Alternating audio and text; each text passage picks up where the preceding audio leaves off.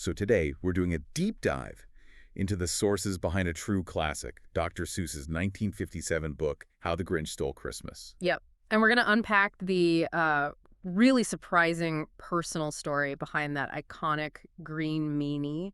And the sharp critique that's really at its core. A critique that landed immediately. I mean, the sources show it was published at the exact same time as a book by Random House and inside a huge issue of Redbook magazine. Wow, so he was blanketing the culture with it. He wanted everyone to get that message, and fast. Okay, so for anyone who might need a quick refresher, the Grinch is this sour, solitary creature. With heart, famously, 2 sizes too small. Right.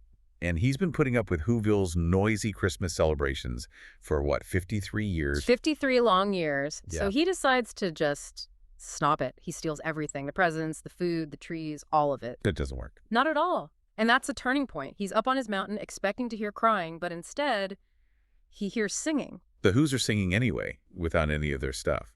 Exactly. And that's when he gets it. He realizes Christmas, and this is the direct quote, means a little bit more. So that's the core message right there. It's this really explicit shot at the commercialism of the holidays, even back in the 50s. Absolutely. Which leads to the big question, what drove Dr. Seuss, Theodore Geisel, to write it?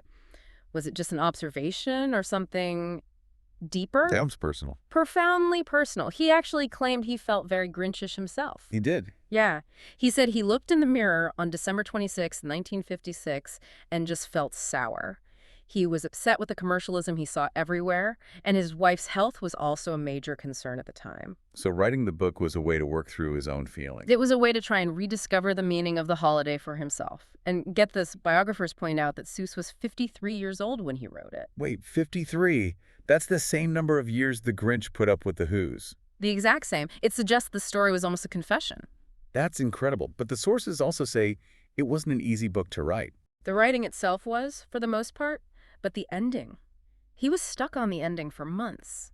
He said he desperately wanted to avoid sounding like a second-rate preacher. So the crisis wasn't how the Grinch steals Christmas, but how he gives it back without it being, cheesy. Precisely. He didn't want to rely on some grand, preachy statement. He found the answer in a visual, a simple action. You're close.